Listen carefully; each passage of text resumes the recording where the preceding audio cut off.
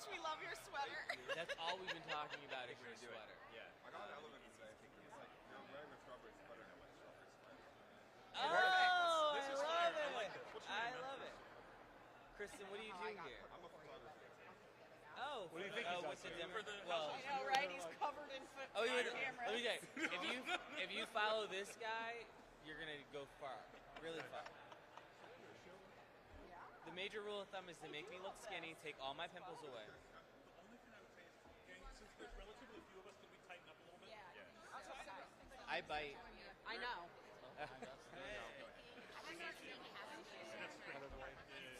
Yeah, I also need to cover my bottom because I got All means, sir. I don't think we met officially in person. I want to look tall. What do you need me to do? Where do you want me to be? I think I'm kicking it off. I'm good. I can start and then pass it to you. Pass it up. Okay. Sounds good. Wonderful. All right. Good afternoon, everyone. Thank you so much for being here. Thank you so much to our wonderful colleagues that are here today to talk about the egregious decision of the Supreme Court and the Grants Pass versus Jackson case. I am so proud to be able to stand here with my colleagues in the Senate and the House to talk about how we can ensure for residents across this Commonwealth that people are able to live with dignity and respect. And so to start off, I would love to be able to introduce my friend, the gentleman from Lancaster County, Representative Smith Waddell.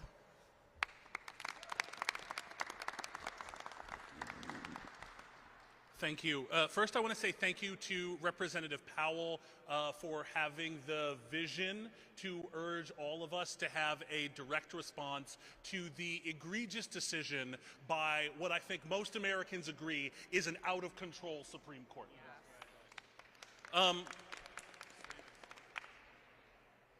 It is plain in previous decisions and in dissents that what this decision ultimately does is allows municipalities to criminalize people for their status as homeless individuals. So I'm a little bit of a nerd, so I'll hit you with a couple of offhand references from my time working as a data specialist for the Lancaster County Homelessness Coalition.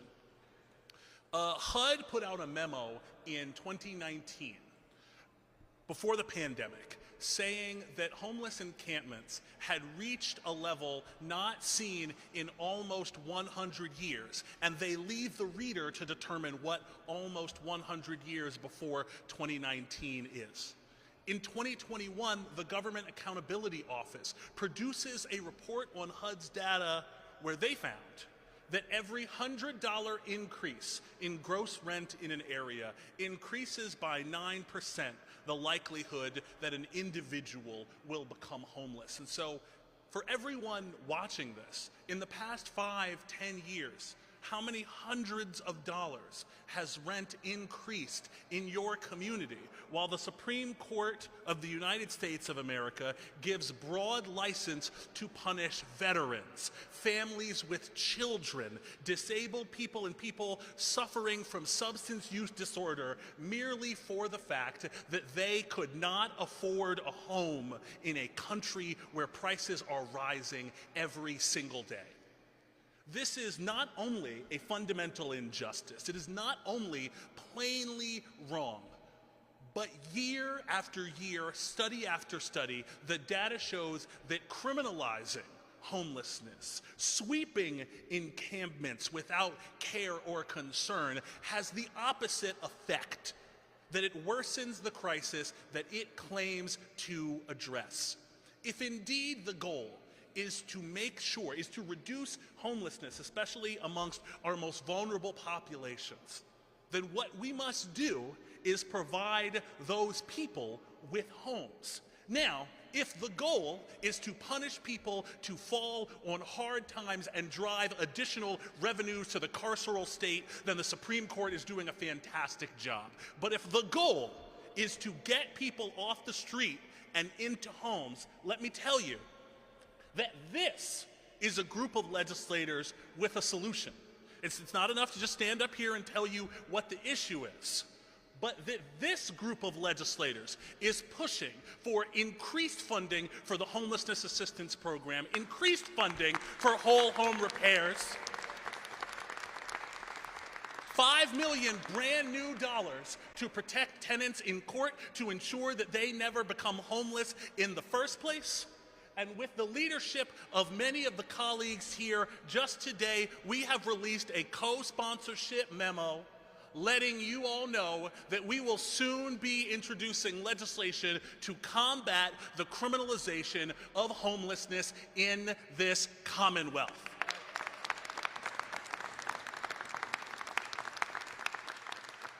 So before I wrap up, I'll say this. Here's a thing that's true about Pennsylvanians. We can be a little provincial. Here's a thing that's true about Pennsylvanians. We can be a little ornery.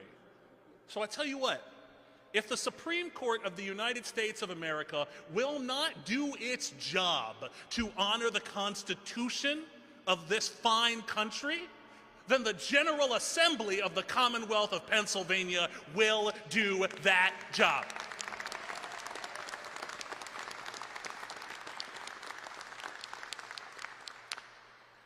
Now, I believe that the sixth largest county in the Commonwealth, Lancaster, is also its finest.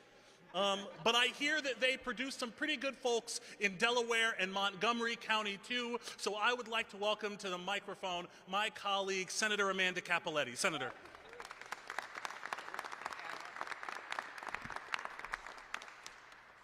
Thank you, Representative Smith-Waddell. Those are very kind words you have for me. I stand here today, to be honest, unsure of where to start. This iteration of the Supreme Court has made some of the most horrific rulings, playing a game of legal gymnastics that rivals Simone Biles' actual athletic ability. To say that arresting individuals sleeping in public places does not qualify as cruel and unusual punishment under our Eighth Amendment of the United States Constitution is simply unconscionable. The stunning lack of empathy and compassion demonstrated by the majority of the justices on the Supreme Court is what is cruel and unusual. That's right.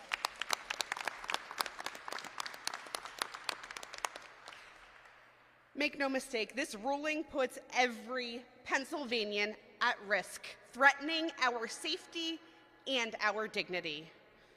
But we know that communities of color, working people, families with children, veterans, and just 2 days ago, we were wrapping up Pride celebrations. The LGBTQ community will be disproportionately harmed by this decision. Anyone who might find themselves unable to afford a place to live in a time of skyrocketing rents and mortgage rates could be subject to the criminal justice system, potentially, and to be honest, most likely exacerbating the already challenging situations that people without housing are living in.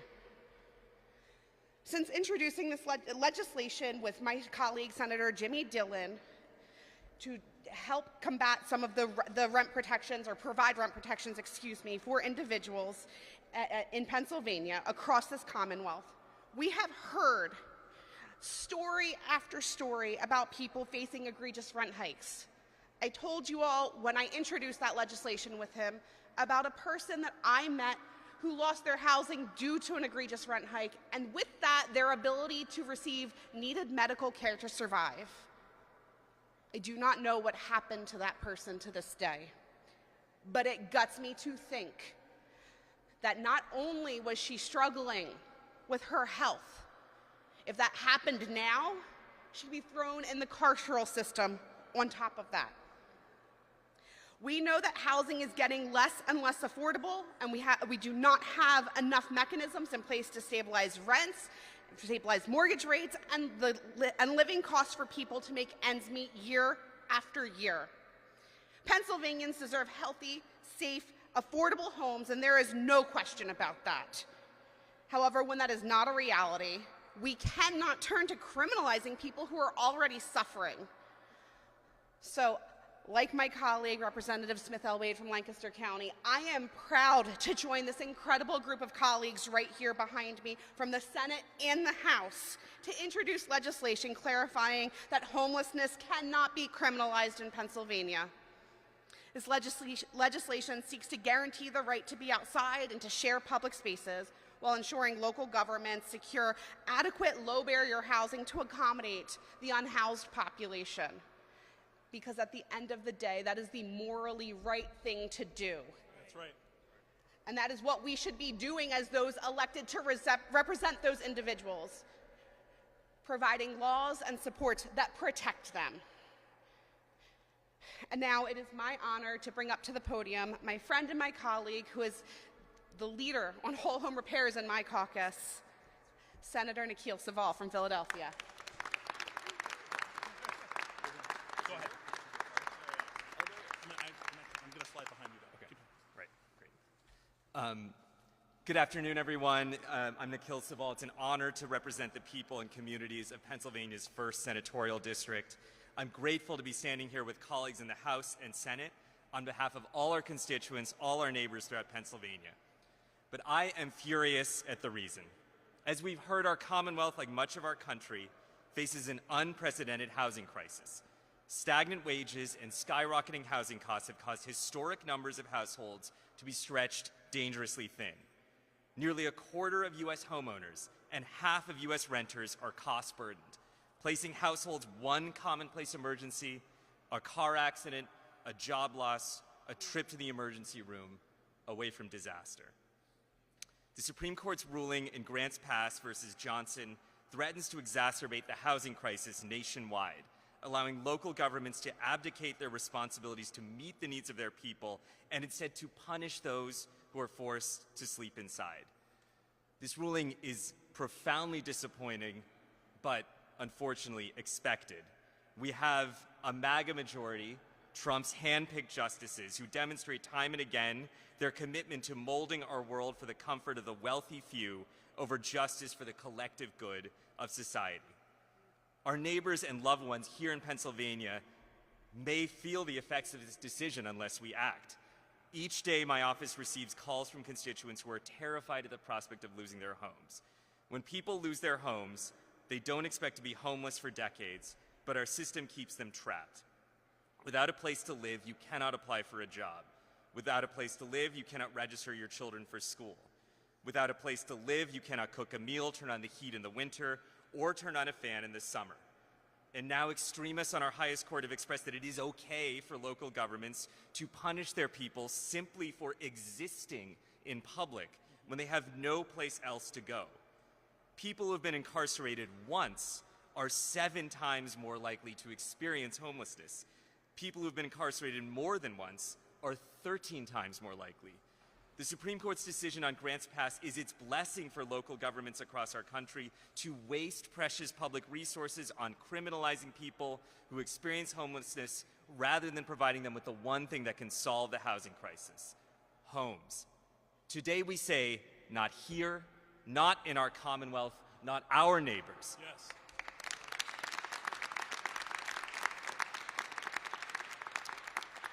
Pennsylvania has shown time and again that we are united in protecting our homes and our communities. And today, I'm proud to join many colleagues in the Senate and House in announcing our intention to introduce legislation to prevent the criminalization of homelessness here in our Commonwealth, to advocate for everyone's rights to be safe in public spaces, and to ensure local governments secure adequate, appropriate, low-barrier housing for people who need it. The Supreme Court's decision on Grants Pass is our call to stay in the fight.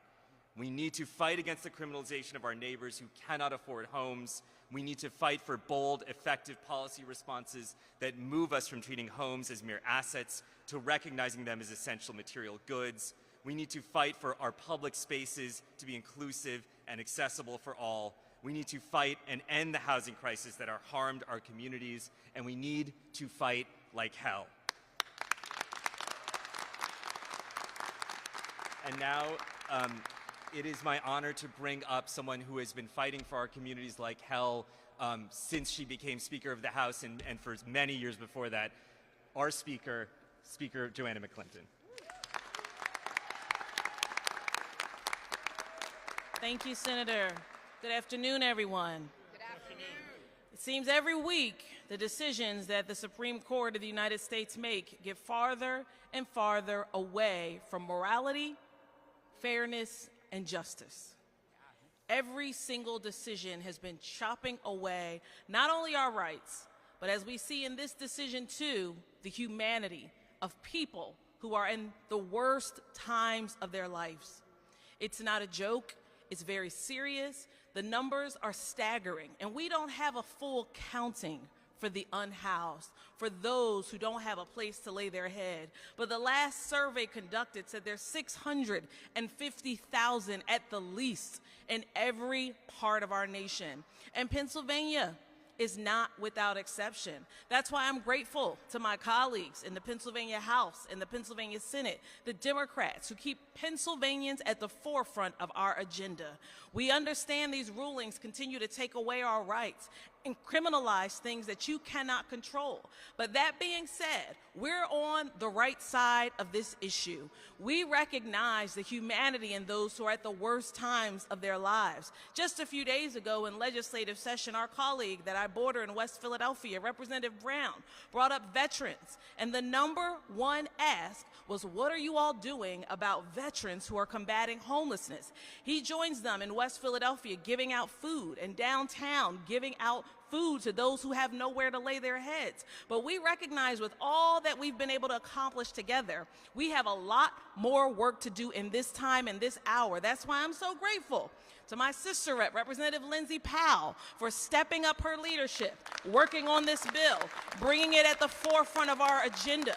We have a lot of work to do, not only in making sure that people have somewhere to sleep and lay their heads, but also that they're not criminalized for situations they cannot control. It wasn't that long ago I was in Philadelphia courts where judges would ask my clients, why haven't you paid a fine, or why haven't you satisfied the court costs? And I'd say, Your Honor, so-and-so doesn't even have a place to live. So when you're talking about why they haven't satisfied conditions of probation, you're not at the core of the need that they have as a human. When you and I, Judge, put our key in our front doors, they're still outside in the cold. They're still in the elements in the summertime. They're not able to escape it. So we recognize that while we have work to do, we're not going to allow that right-wing radical court to take away our humanity. Thank you.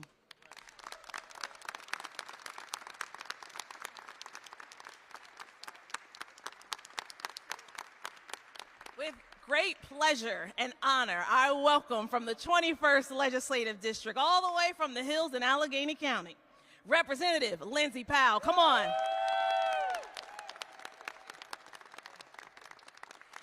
Thank you so much, Madam Speaker. I want to thank all of our colleagues who are here today from the House and the Senate for affirming that we are a party that ensures the humanity of others. We are a party that ensures that those with the least among us are put first. So let us not mince words. The housing situation in Pennsylvania is dire. The COVID-19 pandemic brought this crisis to the forefront, but it didn't create it. For years, we've witnessed a steady increase in housing insecurity with skyrocketing rents and stagnant wages, putting affordable housing out of reach for many Pennsylvanians. The lack of affordable housing units, compounded by a sluggish rate of new construction, has left thousands of our neighbors vulnerable to eviction and homelessness. As we've said, we are here today because our Supreme Court sided with cities and municipalities who are more concerned with their public appearances than with building enough affordable housing. We are here today because the Supreme Court continuously issues inhumane decisions which disregard the dignity of human life. We are here today because the Supreme Court, in its infinite wisdom, decided that banning sleeping in public is not a cruel and unusual punishment for our homeless neighbors. But instead, incarcerating individuals, issuing them mounting fees and fines for the mere act of sleeping, does nothing to address the root causes of homelessness. It only perpetuates the cycle. Sleeping outside is not a choice, it's a necessity for survival. The Supreme Court's ruling criminalizes poverty and compounding on deplorable public policy. And now our neighbors are confronted with a harsh reality. Remain awake or face arrest. And we know, as we've said, that this burden, this crisis, falls disproportionately on our marginalized communities, our Black and brown neighbors, individuals with disabilities, those with low incomes. These systemic inequalities have created barriers to home ownership and fair housing and perpetuates cycles of poverty and exclusion. Now, this crisis will be exacerbated by the recent decision of the ultra-right activist Supreme Court to allow cities to arrest unhoused people for sleeping in public. This decision is not just cruel, it's shameful, it's inhumane, and it's heartless. We know that incarceration leads to higher rates of homelessness, creating vicious cycles that are nearly impossible to break. And yet the far right wants to continue to criminalize these essential acts while refusing to provide the needs and means for people to live with safety and dignity. So I say to my colleagues in the House and in the Senate, if you truly want to address homelessness and get our neighbors from living off the street, then sign on to my bill to establish an affordable home ownership study in Pennsylvania. Sign on to Representative Smith-Waddell's bill on eviction ceilings. Sign on to Rep. Krajewski's bill to create a statewide council program. Sign on to Representative Nelson's bill combating homelessness across Pennsylvania. The House and the Senate are committed to doing everything in our power, as you've heard today, to provide actual solutions and actual housing units. These solutions do not include locking people up for sleeping. This decision runs contrary to everything that we value as Pennsylvanians, that no matter what hardship falls upon us, whatever mistake we may make, whatever misfortune arrives on our doorstep, that we are still entitled to life, liberty, and the pursuit of happiness. And so we will continue, everyone standing here today, will continue to advocate for these solutions because we believe in a better Pennsylvania, we believe in a better America where everyone has a safe place to call home. Thank you all so much for being here. I appreciate it. Woo! Okay, Rep. Thank you. If there are any questions, we can take them. If not, yes. About housing.